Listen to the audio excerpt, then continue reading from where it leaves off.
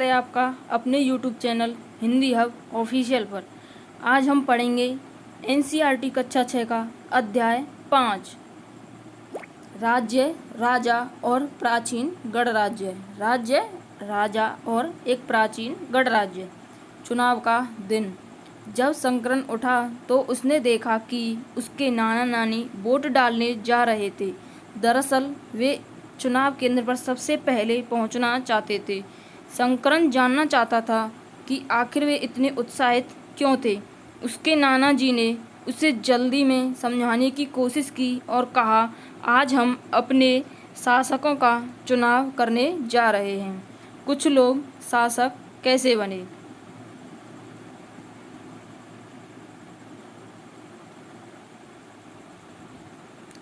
लगभग 50 वर्षों से हम अपने शासकों का चुनाव मतदान के जरिए करते आ रहे हैं, लेकिन बहुत पहले लोग शासक कैसे बनते थे। हमने अध्याय 4 में यह पढ़ा है कि कुछ राजा संभवतः जन यानी लोगों द्वारा चुने जाते थे, परंतु करीब 3000 साल पहले राजा बनने की इस प्रक्रिया में कुछ परिवर्तन दिखाई दिए।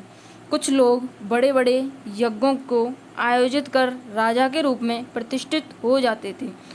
कुछ लोग बड़े बड़े यज्ञों का आयोजन करते थे और राजा के रूप में, सम्राट के रूप में प्रतिष्ठित हो जाते थे। जैसे बड़े बड़े यज्ञों में आता है अश्वमेध यज्ञ।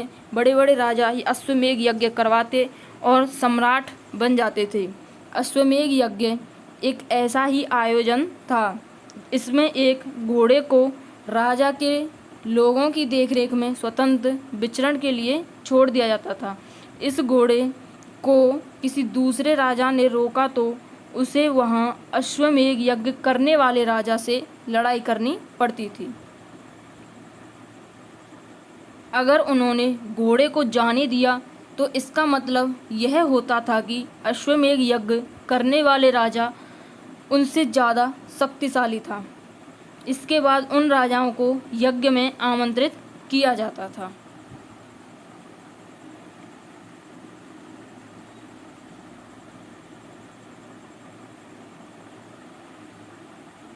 यह यज्ञ विशिष्ट पुरोहितों द्वारा संपन्न किया जाता था। इसके लिए उन उपहारों से सम्मानित किया जाता था। अश्वमेध यज्ञ करने वाला राजा बहुत शक्तिशाली माना जाता था। यज्ञ में आमंत्रित सभी राजा उसके लिए उपहार लाते थे। इन सभी आयोजनों में राजा का मुख्य स्थान होता था। उसे राज सिंहासन या बाघ की खाल के एक विशेष आसन पर बैठाया जाता था। राजा को यज्ञ में राज सिंहासन पर या फिर बाघ की खाल के एक विशेष आसन पर बैठाया जाता था। युद्ध क्षेत्र में राजा का सारथी ही उसका सहचर होता था। यज्ञ के अवसर पर वह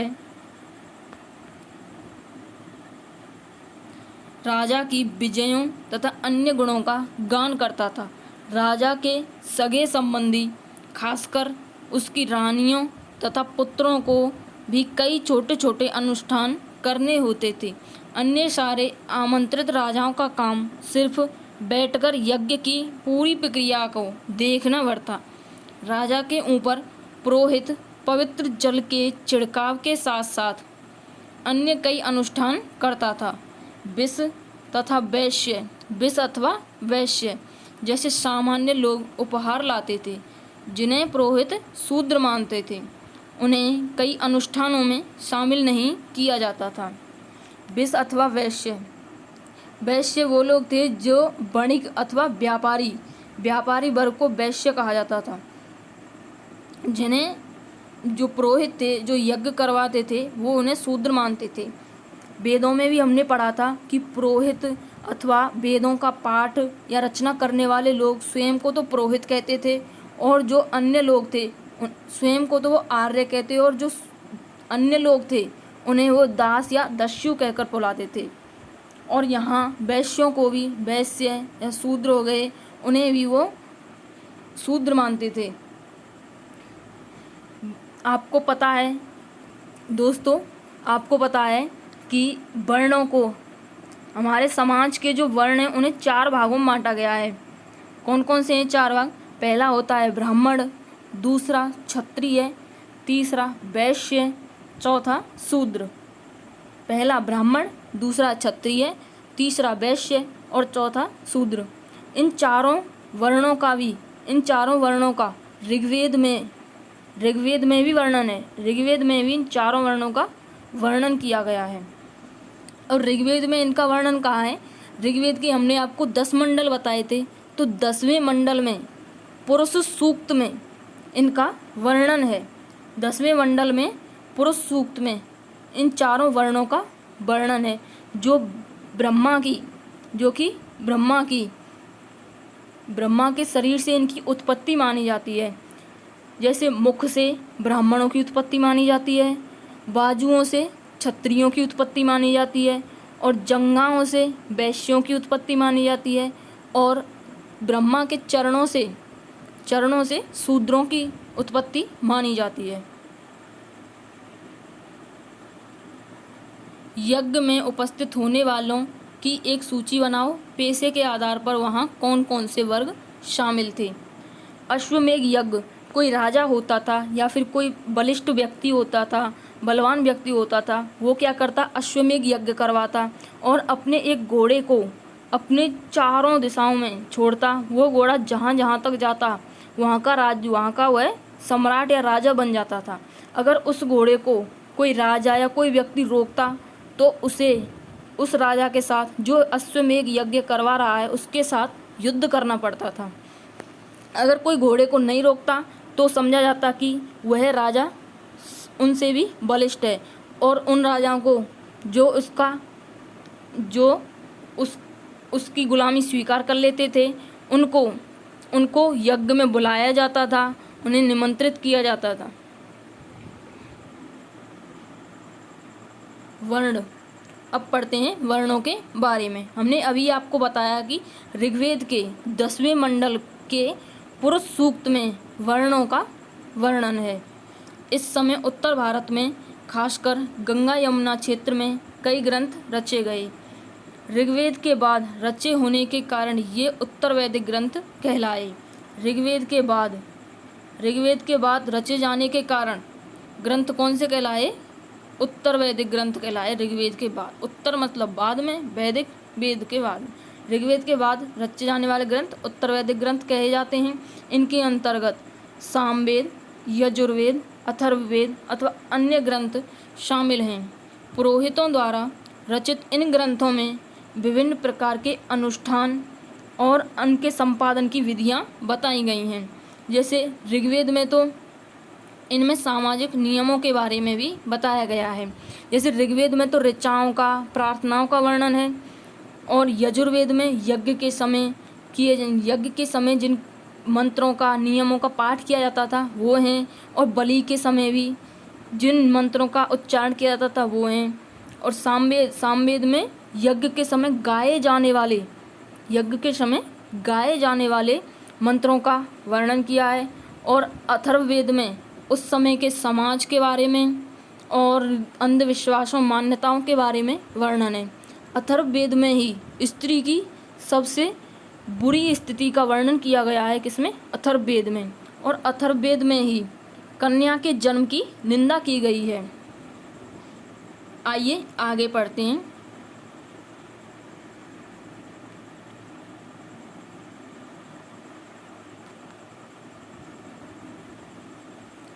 उस समय समाज में कई समूह थे, जिनमें पुरोहित, योद्धा, शासक, कृषक, पशुपालक, व्यापारी, शिल्पकार, श्रमिक, मछली पकड़ने वाले तथा जंगल में रहने वाले लोग शामिल थे।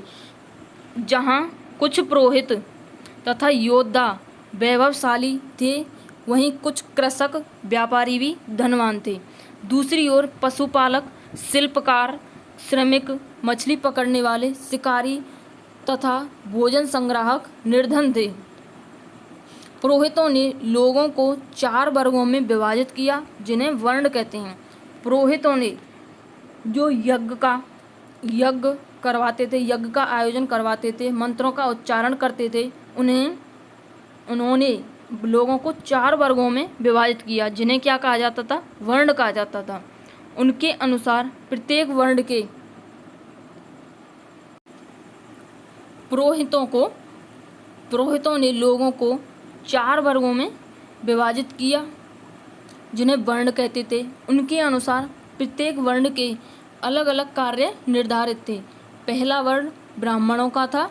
उनका काम वेदों का अध्यापन करना और यज्ञ करना था, जिनके लिए उन्हें उपहार मिलता था। दूसरा स्थान शासकों का था। उन्हें क्षत्रिय कहा जाता था। उनका काम युद्ध करना और लोगों की रक्षा करना था। तीसरे स्थान पर विष अथवा वैश्य थे।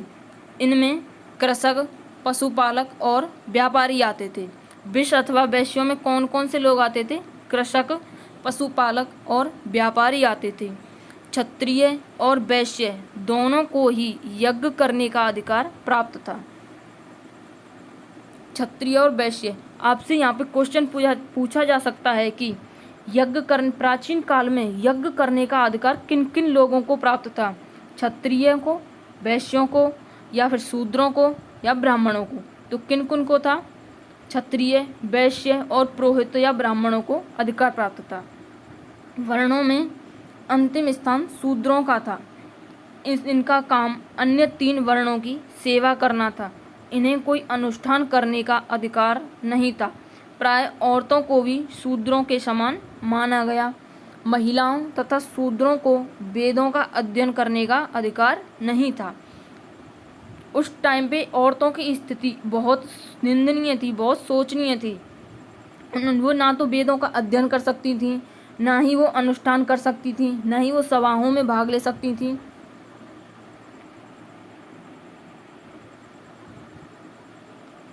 पुरोहितों के अनुसार सभी वर्णों का निर्धारण जन्म के आधार पर होता था। उदाहरण के तौर पर ब्राह्मण, माता पिता की संतान ब्राह्मण ही होती थी। बाद में कुछ लोगों को अछूत माना गया। अछूत वर्गों में कुछ शिल्पकार, शिकारी अथवा भोजन संग्राहक शामिल थे। साथ ही इनमें वे लोग भी आते थे जो शवों को दफनाने या जलाने का काम करते थे। इन लोगों से संपर्क अपवित्र माना जाता था। कई लोगों ने ब्राह्मणों द्वारा बनाई गई इस वर्ण व्यवस्था को स्वीकार नहीं किया। कुछ राजा स्वयं को पुरोहितों से श्रेष्ठ मानते थे। कुछ लोग जन्म के आधार पर वर्ण निर्धारण सही नहीं मानते थे। इसके अतिरिक्त कुछ लोग व्यवसाय के आधार पर लोगों के बीच भेदभाव उचित नहीं समझते थे, जबकि कुछ लोग चाहते थे कि अनुष्ठान संपन्न करने का अधिकार सबका हो। कई लोगों ने छुआछूत की आलोचना की। इस उपमहाद्वीप के पूर्वोत्तर क्षेत्र जैसे कई इलाकों में सामाजिक आर्थिक असमानता बहुत कम थी। यहाँ पुरोहितों का प्रभाव भी बहुत सीमित था। लोगों ने वर्ण व्यवस्था का विरोध क्यों किया? उस टाइम पे भी बहुत से शासक थे, वो इस प्रकार के थे कि जो इस प्रकार की वर्ण व्यवस्था को मानते नहीं थे, उनकी आलोचना करते थे। पुरोहितों के द्वारा बनाई गई इस वर्ण व्यवस्था को सही नहीं मानते थे। वो चाहते थे कि सभी को बराबर के अधिकार मिलें।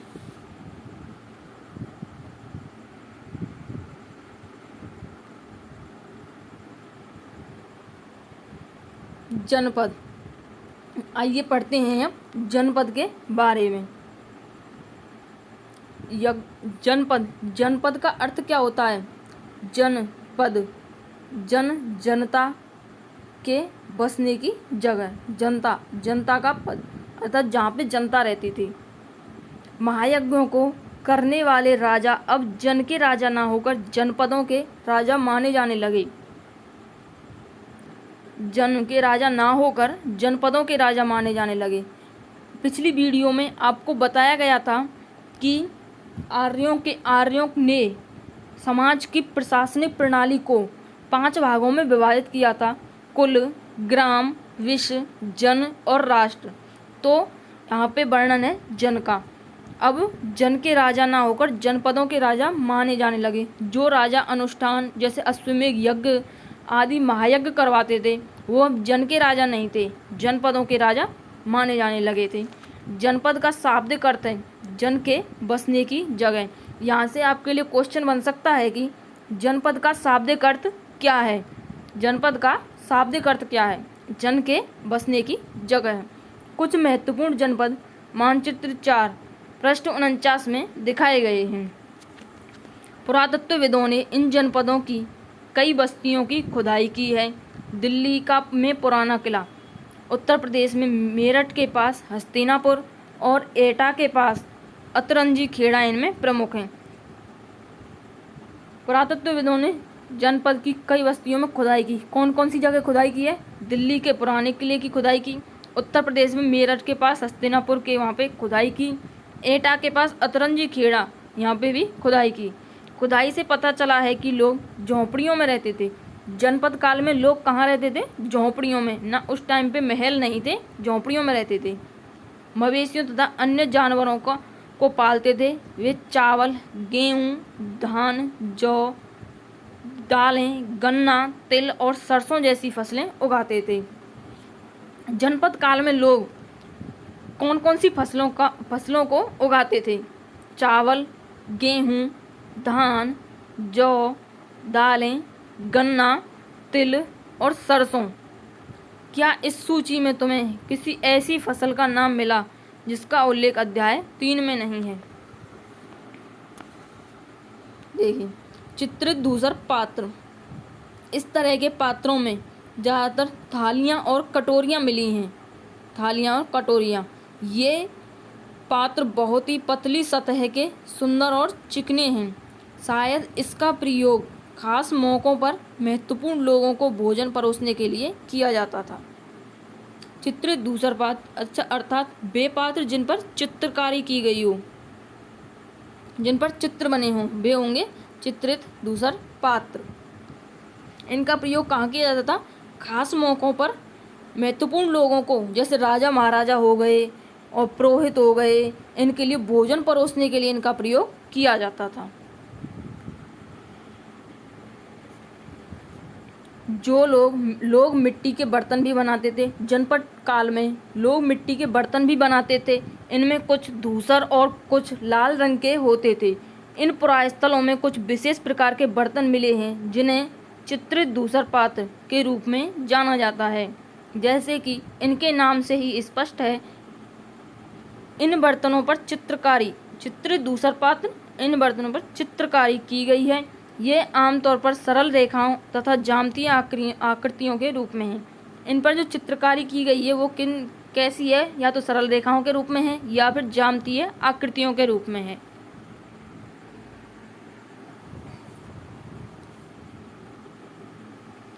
अब पढ़ते हैं महाजनपद के बारे में।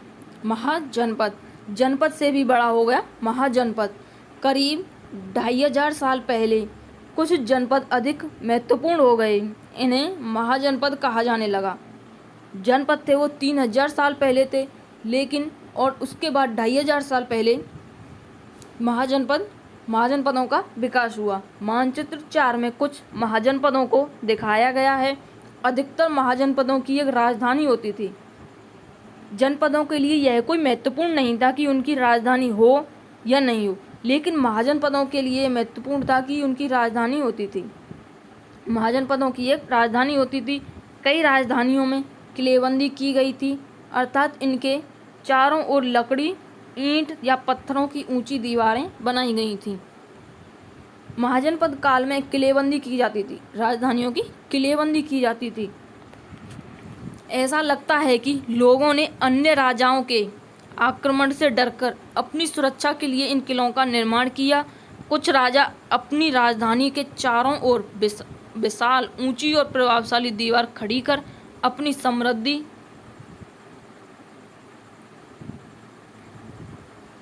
और शक्ति का प्रदर्शन भी करते थे।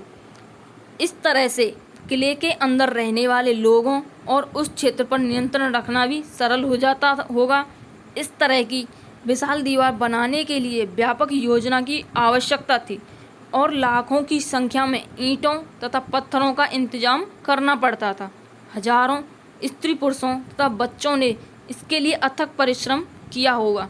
इनके लिए संसाधनों की आवश्यकता पड़ती होगी।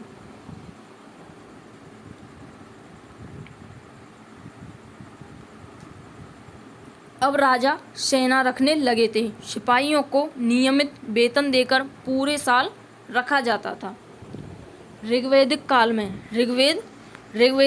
में जब ऋग्वेद की रचना हुई थी, उसमें वैदिक काल में राजाओं के पास ना तो कोई सेना थी, ना ही कोई धन संपत्ति थी, ना ही उनके पास रहने के लिए महल थे। वो सामान्य लोगों की तरह रहते थे। बस वो बलवान थे, बलिष्ठ थे, वो सोच समझकर कार्य करते थे, इसलिए उन्हें राजा कहा जाने लगा। लेकिन महाजनपद काल में, जनपद काल और महाजनपद काल में राजा सेना रखने लगे थे। वो महलों में भी रहते थे, वहाँ पर राजधानियों का भी निर्माण होने लगा था। मतलब बहुत विकास हो चुका था महाजनपद काल तक। कुछ भुगतान संभवतः आहत सिक्कों, पृष्ठ 84 पर चित्र देखो, के रूप में होता था। कुछ भुगतान आहत सिक्के प्राचीन सिक्के थे। महाजनपद काल तक कुछ भुगतान आहत सिक्कों के रूप में भी किया जाने लगा था। इन सिक्कों के बारे में तुम अध्याय 8 में पढ़ोगे। महाजनपदों के राजा ऋग्वेद में उल्लेखित राजाओं से किस प्रकार भिन्न थे। कौशाम्बी किले की दीवार। यह चित्र आधुनिक उत्तर प्रदेश के इलाहाबाद के पास मिली ईंट की दीवार का अवशेष है। ये रही ईंटों की दीवार। इसके एक भाग का निर्माण संभवतः 2500 साल पहले हुआ। 2500 साल पहले इसके एक भाग का निर्माण हुआ, मतलब महाजनपद काल। कौशाम्बी किले की दीवार है, कौशाम्बी महाजनपद। आइए अब मानचित्र के बारे में पढ़ते हैं।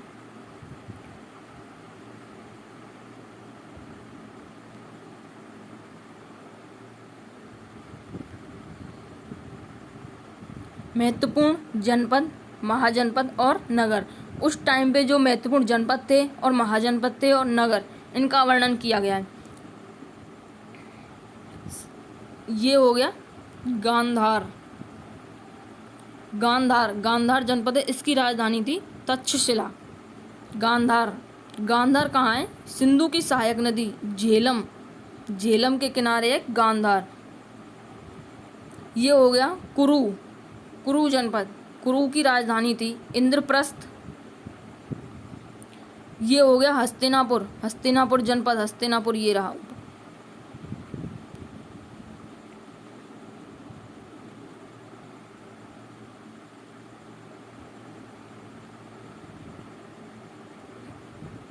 ये रहा हस्तिनापुर।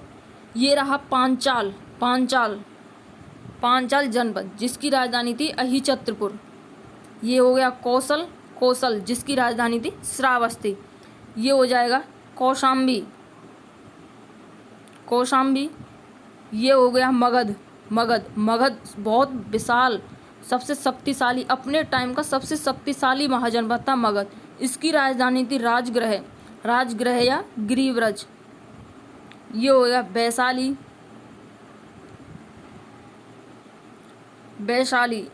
ये हो गया बज्जी की राजधानी थी वैशाली।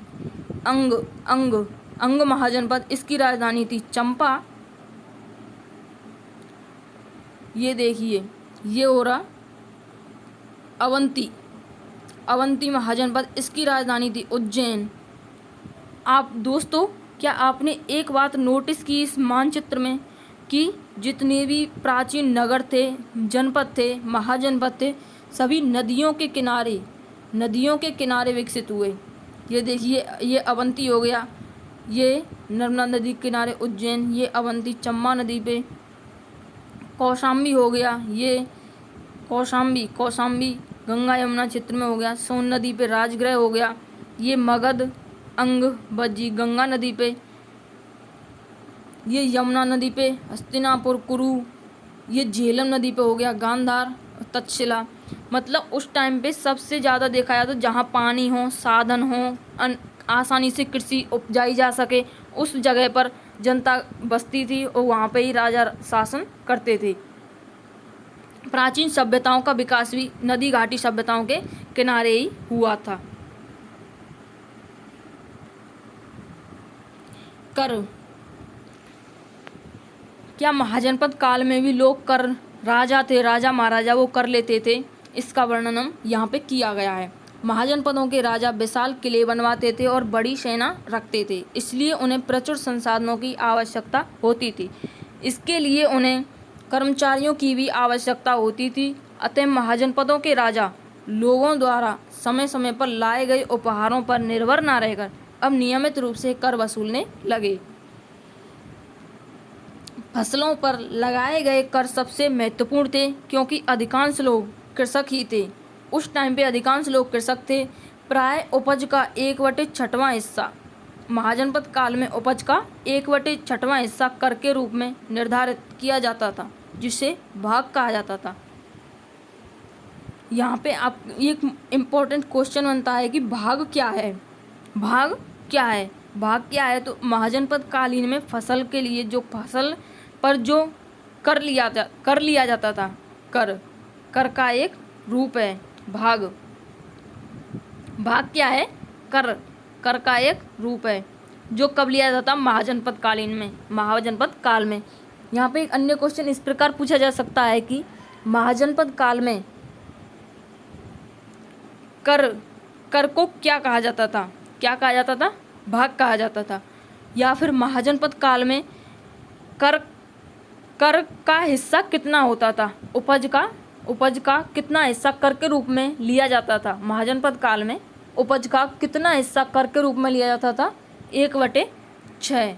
1/6वां हिस्सा उपज का 1/6वां हिस्सा कर के रूप में लिया जाता था, जिसे क्या कहा जाता था? भाग कहा जाता था। कारीगरों के ऊपर भी कर लगाए गए, जो प्राय श्रम के रूप में चुकाए जाते थे।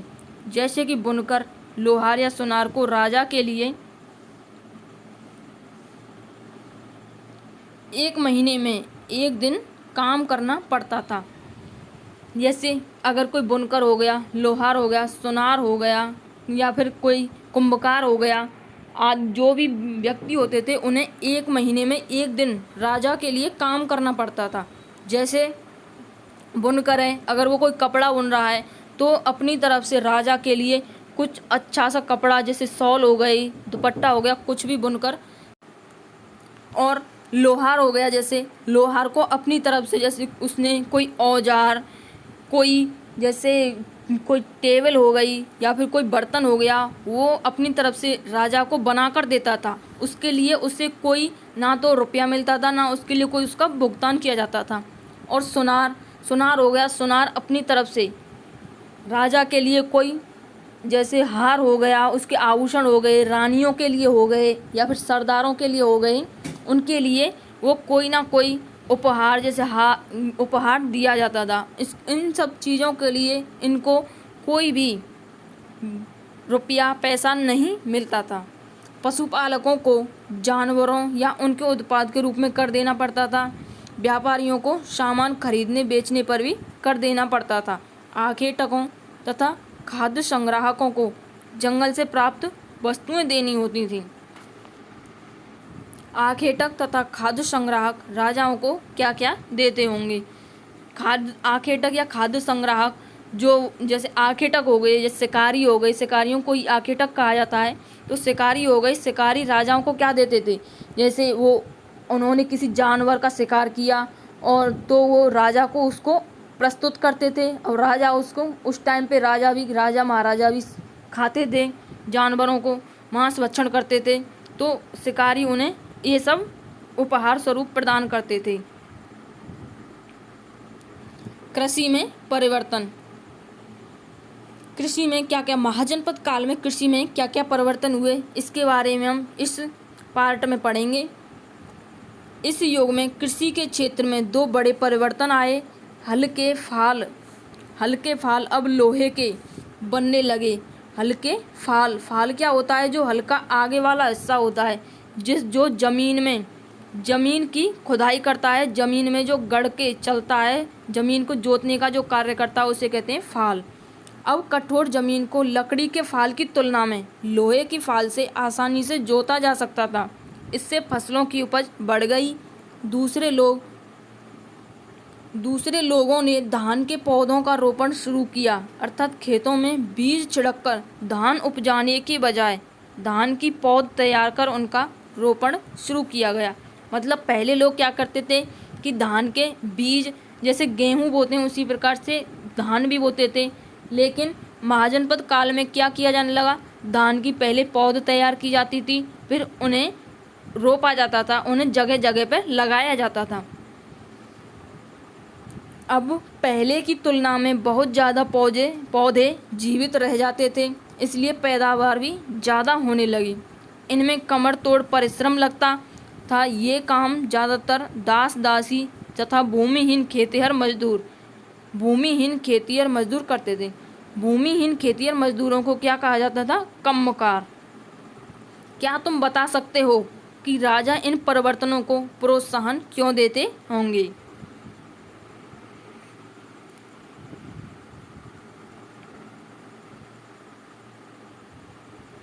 सूक्ष्म निरीक्षण। मगध महाजनपद था जो अपने समय का सबसे शक्तिशाली महाजनपद था। यहाँ बिम्बिसार और अशोक जैसे अजातशत्रु जैसे महान सम्राट भी हुए, जिन्होंने अपना लोहा न कि अपने देश के राजा महाराजाओं से बल्कि विदेशियों से भी मनवाया था। मानचित्र 4 पृष्ठ 49 में मगध ढूंढो। मगध महाजनपद था जिसकी राजधानी थी राजगृह या गिरिव्रज। लगभग 200 सालों के भीतर मगध सबसे महत्वपूर्ण जनपद बन गया। गंगा और सोन जैसी नदियां मगध से होकर बहती थीं। यहाँ पे एक क्वेश्चन बनता है दोस्तों, कि मगध से होकर कौन कौन सी नदियाँ बहती थीं। मगध जो महाजनपद था उससे होकर कौन कौन सी नदियाँ बहती थीं। गंगा और सोन नदियाँ किस जनपद से होकर बहती थीं, मगध जनपद से। ये यातायात, जल वितरण और ज़मीन को उपजाऊ बनाने के लिए बहुत महत्वपूर्ण थी। मगध का एक हिस्सा जंगलों से भरा था। इन जंगलों में रहने वाले हाथियों को पकड़कर और उन्हें प्रशिक्षित कर सेना के काम में लगाया जाता था। यही नहीं, जंगलों से घर, गाड़ियाँ तथा रथ बनाने के लिए लकड़ी मिलती थी। इसके अलावा इस क्षेत्र में लौह अयस्क की खदानें थीं। यहाँ पे एक इम्पोर्टेंट क्वेश्चन बनता है दोस्तों कि मगध जनपद में किस अयस्क की खदानें थीं, तो किसकी थीं, लौह अयस्क की। या फिर ये भी पूछा जा सकता है कि मगध में कौन सी धातु मिलती थी, तांबा, कांसा, पीतल या फिर लौह। तो कौन सी धातु मिलती थी उस टाइम पे मगध में, कौन सी, लौह। मजबूत औजार और हथियार बनाने के लिए ये बहुत उपयोगी थे।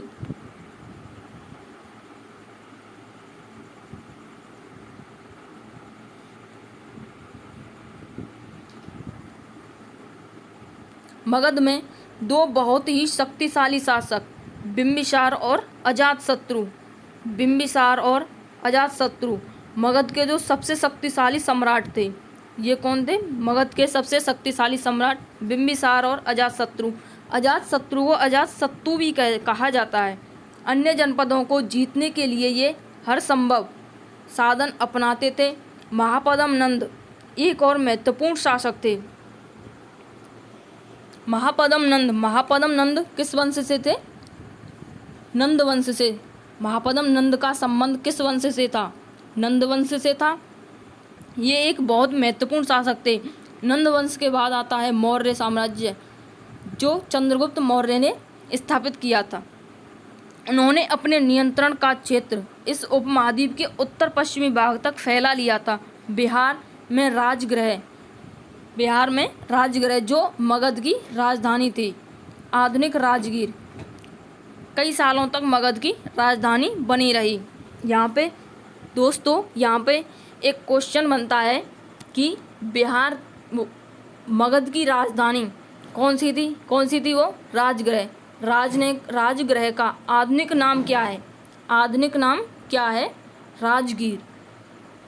राजगृह कहाँ स्थित थी, भारत के कौन से राज्य में स्थित थी, तो वो कहाँ थी, बिहार में। बाद में पाटलिपुत्र, आज का पटना, बिहार में ही है। पटना भी बिहार में ही है। ये भी मगध की राजधानी बनाया गया था। तो मगध की कितनी राजधानियाँ हो गई, 2 राजधानियाँ हो गई। एक पहली हो गई राजगृह जो कि बिहार में है, उसे आज आधुनिक नाम उसका राजगीर है। और दूसरी हो गई पाटलिपुत्र जिसका आधुनिक नाम पटना है और ये भी बिहार में है। 2300 साल पहले से भी बात है, 2300 साल से भी पहले की बात है, 2300 साल से भी पहले की बात है। मैसिडोनिया का राजा सिकंदर विश्व विजय करना चाहता था। आपने महान सम्राट सिकंदर के बारे में तो सुना ही होगा। ये कहाँ का राजा था? सिकंदर कहाँ का राजा था? ये जीके की दृष्टि से बहुत इंपॉर्टेंट क्वेश्चन है कि सिकंदर कहाँ का राजा था। ये कहाँ का था? मैसिडोनिया का राजा था। ये विश्व विजय करना चाहता था। पूरी तरह सफल ना होने पर भी वह मिस्र और पश्चिमी एशिया के कुछ राज्यों को जीतता हुआ भारतीय उपमहाद्वीप में ब्यास नदी के किनारे पहुंच गया था। मिस्र देश कहाँ है? अफ्रीका में है। आपको बताया गया था जहाँ पे नील नदी बहती है। मिस्र में नील नदी बहती है और इसका मिस्र का अधिकांश भाग पश्चिमी वो रेगिस्तान है और पश्चिमी एशिया के कुछ राज्यों को जीतता हुआ भारतीय उपमहाद्वीप में ब्यास नदी किनारे पहुंच गया था। ब्यास नदी किसकी सहायक नदी है? सिंधु की सहायक नदी है ब्यास। जब उसने मगध की ओर कूच करना चाहा तो उसके सिपाहियों ने इनकार कर दिया। वे इस बात से भयभीत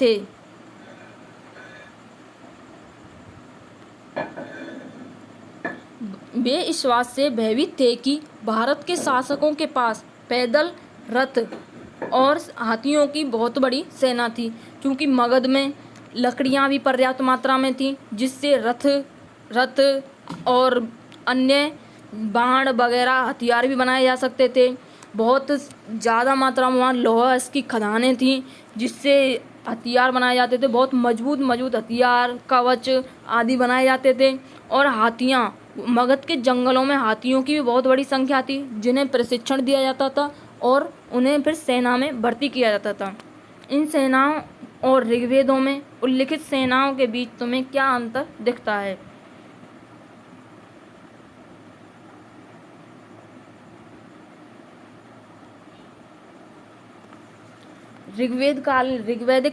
वैदिक काल की जो सेना थी उनके लिए ना तो कोई खास प्रशिक्षण दिया जाता था और ना ही उनका कोई ऐसा खास एक निश्चित राजा होता था। उस टाइम पे जो सबसे बलिष्ठ होता था उन्हें उसे ही राजा मान लिया जाता था। लेकिन इस मतलब जनपदकालीन सेना थी, उसे एक खास प्रशिक्षण दिया जाता था। उसके बाद उसे युद्ध के लिए तैयार किया जाता था, उसे अभ्यास करवाया जाता था। गण और संघ क्या है? गण शब्द का प्रयोग कई सदस्यों वाले समूह के लिए किया जाता था और संघ का प्रयोग संघ अथवा संगठन या सभा के रूप में किया जाता था।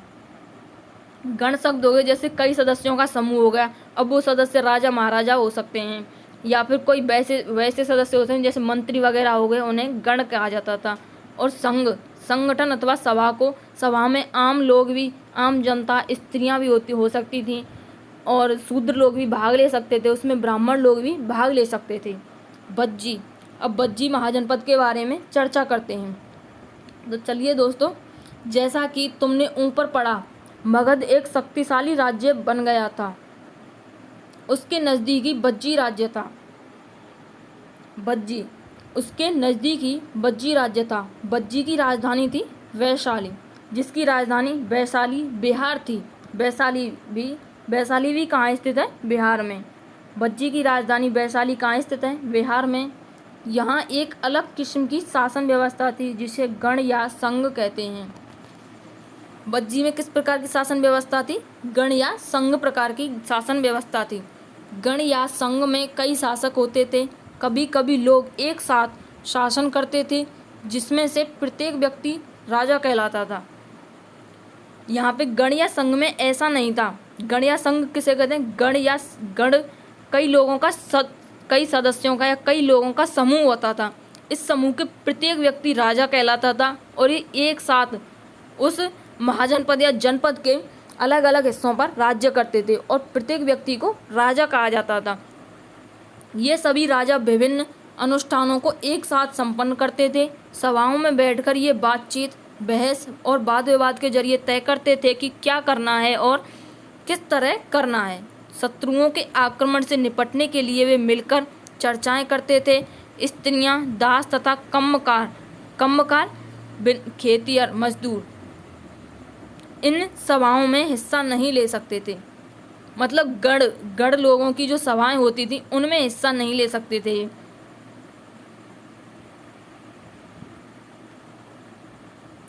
बुद्ध तथा महावीर, जिनके बारे में तुम अध्याय 6 में अध्ययन करोगे, दोनों ही गढ़ या संघ से संबंधित थे।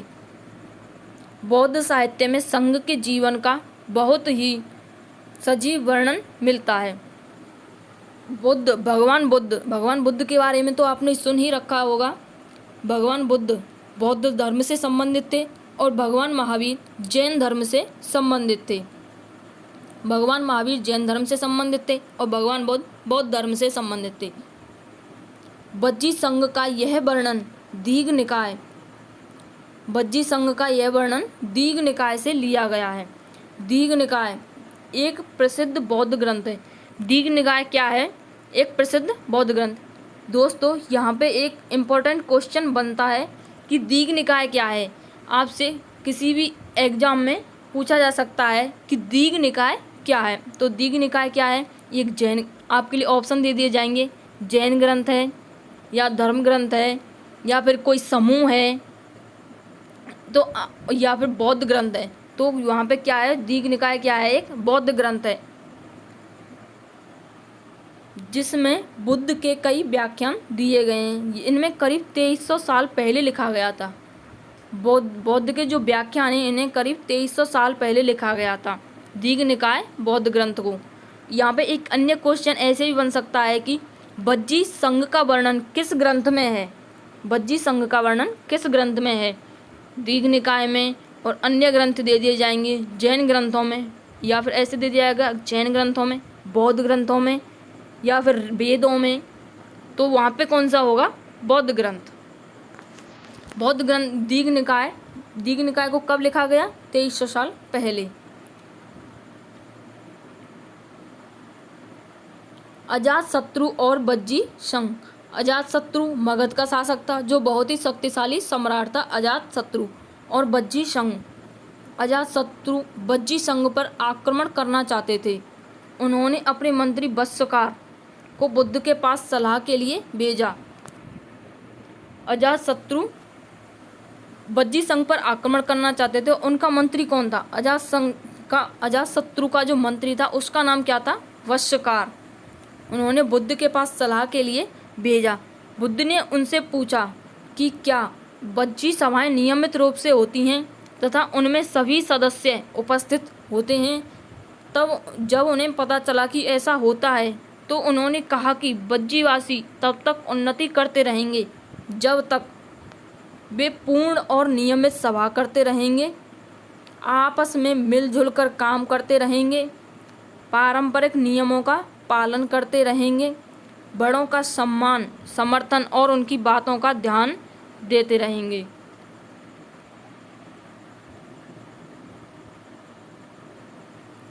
बज्जी महिलाओं के साथ जोर जबरदस्ती नहीं करेंगे और उन्हें बंधक नहीं बनाएंगे। तब तक वहाँ के लोग उन्नति करते रहेंगे। शहरों तथा गांवों में चैत्यों का रखरखाव करेंगे।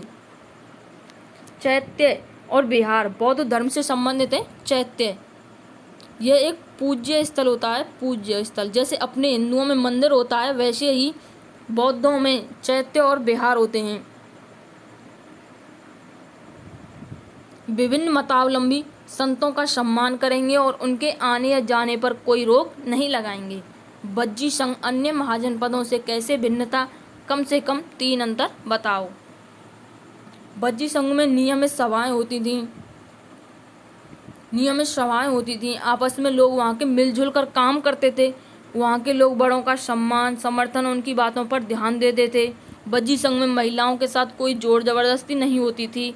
वहाँ गांव और शहरों में चैत्यों का रखरखाव किया जाता था और मतावलंबी जैसे संत हो गए, बौद्ध धर्म के हो गए, जैन धर्म के संत हो गए, या फिर अन्य किसी धर्म के संत हैं, उनका सम्मान करते थे। कई शक्तिशाली राजा इन संघों को जीतना चाहते थे।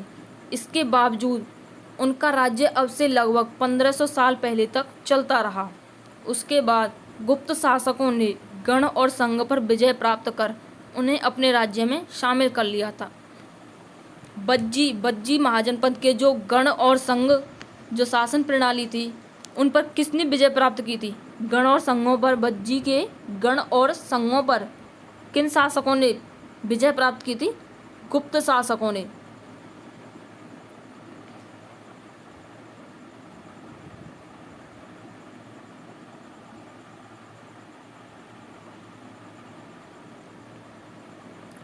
दोस्तों, यहाँ पे एक क्वेश्चन बन सकता है, यहाँ पे एक क्वेश्चन बनता है बहुत ही इम्पोर्टेंट। जैसे आजकल कंपटीशन के एग्ज़ाम में, हर एग्ज़ाम में सत्य असत्य वाले क्वेश्चन पूछे जाते हैं। जैसे कोई दे दिया, जैसे बज्जी जनपद ही दे दिया, बज्जी जनपद के बारे में सत्य कथन है, तो आपको 3 तो गलत कथन दे दिए जाएंगे और 1 सत्य कथन दे दिया जाएगा।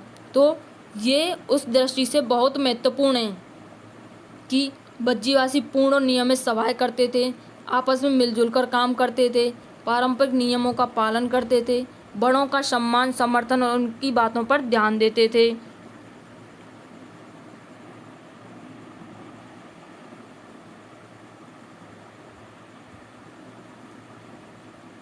अन्यत्र अपने एटलस में यूनान और एथेंस को ढूंढो। लगभग 2500 साल पहले एथेंस के लोगों ने एक शासन व्यवस्था की स्थापना की।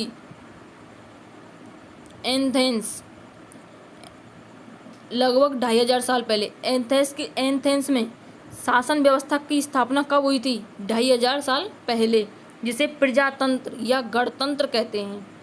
प्रजातंत्र या गणतंत्र। एथेंस में प्रजातंत्र या गणतंत्र की स्थापना कब हुई थी? आज से लगभग 2500 साल पहले। यह व्यवस्था लगभग 200 सालों तक चली। इसमें 30 साल से ऊपर के उन सभी पुरुषों को पूर्ण नागरिकता प्राप्त थी जो दास नहीं थे। वहाँ एक सभा थी जो महत्वपूर्ण विषयों पर निर्णय लेने के लिए साल भर में कम से कम 40 बार बुलाई जाती थी।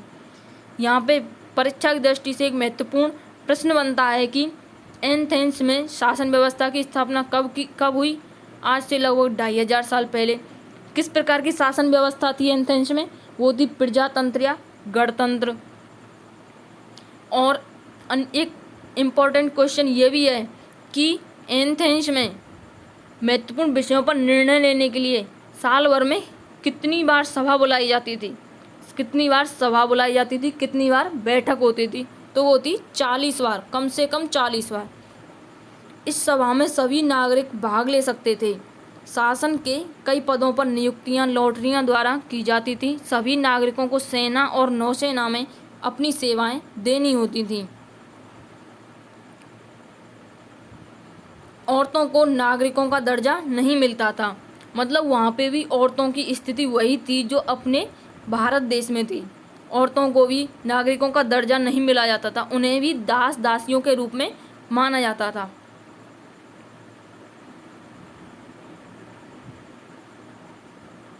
व्यापारियों और शिल्पकारों के रूप में एथेंस में रहने और काम करने वाले बहुत से विदेशियों को भी नागरिक अधिकार नहीं मिले थे। एथेंस में खदानों, खेतों, घरों और कार्यशालाओं में काम कर रहे दासों को भी नागरिक अधिकार नहीं मिले थे। क्या एथेंस में वास्तव में जनतंत्र था? कल्पना करो, वैशाली के उस सभागार में तुम अंदर झांक रहे हो जहां मगध के राजाओं द्वारा आक्रमण का सामना करने के विषयों पर चर्चा की जा रही है। तुमने क्या सुना? इसको छोड़िए दोस्तों। उपयोगी शब्द: राजा, अश्वमेध यज्ञ। राजा वो होता है जो शासन करता था। अश्वमेध यज्ञ, राजा, महाराजा या फिर लोग जो बलिष्ठ लोग थे, उस समय के सबसे समझदार व्यक्ति थे, वो अश्वमेध यज्ञ करवाते थे और उसके द्वारा वहाँ के सम्राट बन जाते थे। तो राजा महाराजाओं द्वारा कौन सा यज्ञ करवाया जाता था? अश्वमेध यज्ञ। या फिर राजा महाराजा या सम्राट बनने के लिए कौन से यज्ञ का आयोजन किया जाता था? वो था अश्वमेध यज्ञ। वर्ण वर्ण वर्ण व्यवस्था महाजनपद काल में और वैदिक काल में कितने वर्ण वर्ण व्यवस्था कैसी थी? लोगों को विभिन्न वर्णों में बांट रखा था। कितने वर्ण थे उस टाइम पे? वर्ण थे 4। पहला था ब्राह्मण, दूसरा क्षत्रिय, तीसरा वैश्य या फिर वर्णिक वर्ग था, और चौथा था शूद्र। सबसे पहला स्थान किसका था? ब्राह्मण का था, जो यज्ञ का आयोजन करते थे या फिर ऋचाओं वेदों का अध्ययन करते थे, उनका अध्यापन कराते थे। दूसरा स्थान था क्षत्रियों का या राजा महाराजाओं का। वो क्या करते थे? वो शासन करते थे और लोगों की रक्षा करते थे। तीसरा स्थान था वैश्यों का या फिर वणिक वर्ग का, जिसमें व्यापारी, शिल्पकार और पशुपालक आते थे। और चौथा था शूद्र। शूद्र में स्त्रियों को भी उस टाइम पे शूद्र माना जाता था। उनमें दास, दासी और अन्य मजदूर आते थे। जनपद पहले राजा महाराजा थे, वो जनपद पर अपना शासन करते थे और बाद में वो जनपदों पर शासन करने लगे। जनपद एक बड़ी इकाई हो गई थी। और महाजनपद जनपदों से भी बहुत बड़ी इकाई हो गई, महाजनपद। उस टाइम पे आपको पहले ही बता दिया गया है दोस्तों कि उस टाइम पे जो आर्य थे या पुरोहित थे, उन्होंने समाज की जो शासन व्यवस्था थी, प्रशासनिक प्रणाली थी, उसे 5 भागों में विभाजित कर रखा था। पहला था कुल, ग्राम, विश्व, जन और राष्ट्र। कुल, ग्राम, विश्व, जन, राष्ट्र। तो जन हो गई चौथी इकाई। तो जन से बड़ा होता है जनपद और जनपद से बड़ा हो गया महाजनपद। किलेबंदी महाजनपद काल में राजा महाराजा जो होते थे अपनी राजधानियों, अपने नगरों की रक्षा के लिए, सुरक्षा के लिए किलेबंदी करवाते थे। सेना, इस टाइम पे सेना को विशेष प्रशिक्षण दिया जाता था। कर, महाजनपद काल में कर भी वसूला जाता था। पौधरोपण, कर के बारे में देखिए, आपके क्वेश्चन पूछा जा सकता है कि महाजनपद काल में लोगों से कर किस प्रकार वसूला जाता था। जैसे पहला क्वेश्चन बन जाएगा, किसानों से, कृषकों से उपज का कितना हिस्सा कर के रूप में लिया जाता था? 1/6वां हिस्सा लिया जाता था। और उस कर को क्या कहते थे? भाग कहते थे। दूसरा, जैसे बुनकर हो गए, बुनकरों से बुनकर हो गए, सुनार हो गए, लोहार हो गए, कुंभकार हो गए, उनसे कर किस प्रकार वसूला जाता था? उनसे कर मतलब 1 महीने में 1 दिन काम, मुफ्त में काम करवाया जाता था। इस रूप में उनसे कर वसूला जाता था। वो राजा के लिए 1 दिन मुफ्त में काम करते थे। जैसे मजदूर हो गए, उनसे भी ऐसे ही मुफ्त में कार्य करवाकर कर का भाग लिया जाता था। गण अथवा संघ, गण हो गया राजा महाराजाओं या सदस्यों का समूह हो जाएगा गण, और संघ हो जाएगा सभा या संगठन। प्रजातंत्र एथेंस में आज से लगभग 2500 साल पहले प्रजातंत्र था। प्रजातंत्र प्रजा का तंत्र या जनतंत्र या गणतंत्र।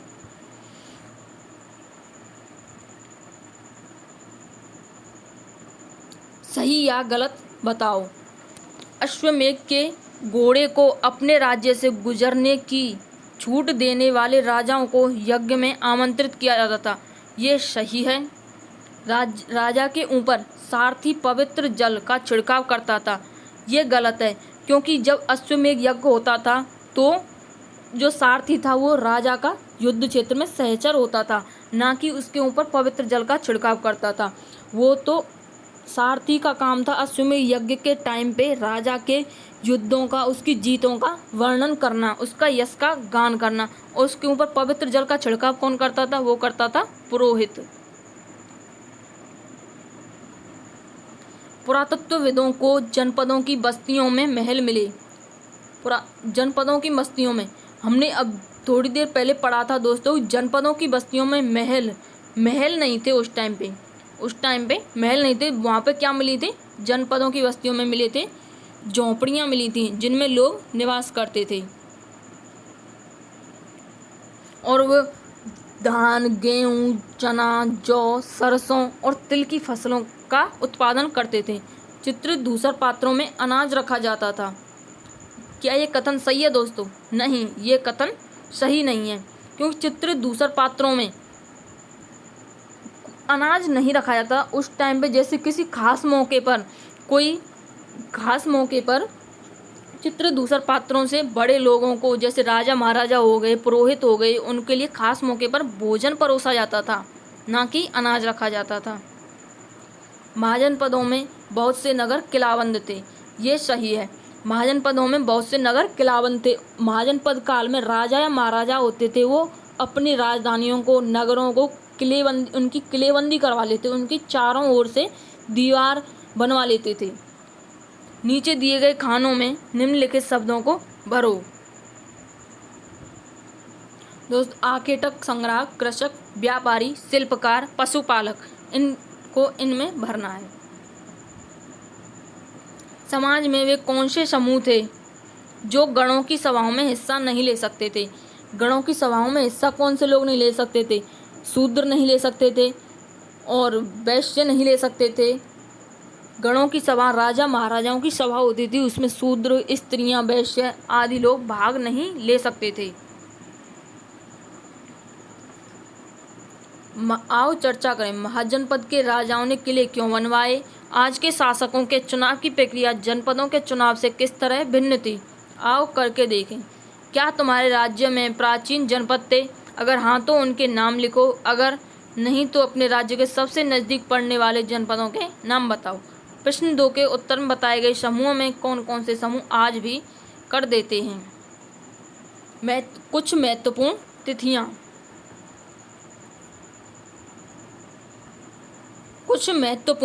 तिथियां।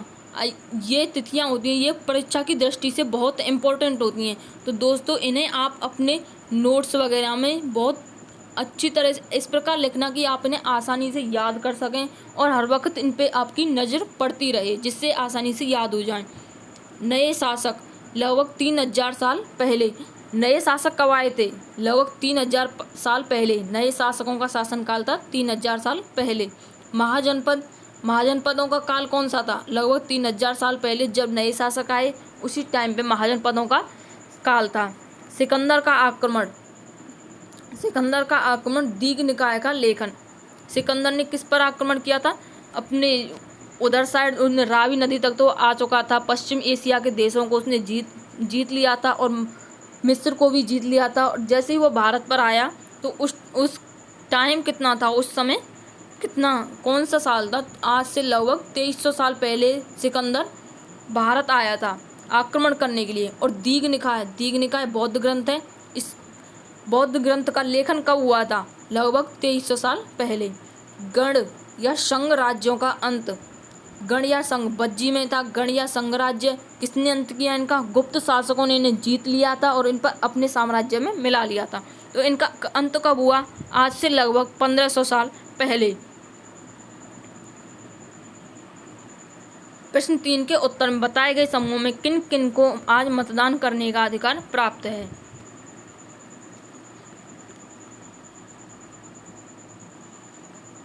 चलिए दोस्तों, आज के लिए बस इतना ही। आगे अगली क्लास में पढ़ेंगे। धन्यवाद। जय हिंद, जय भारत।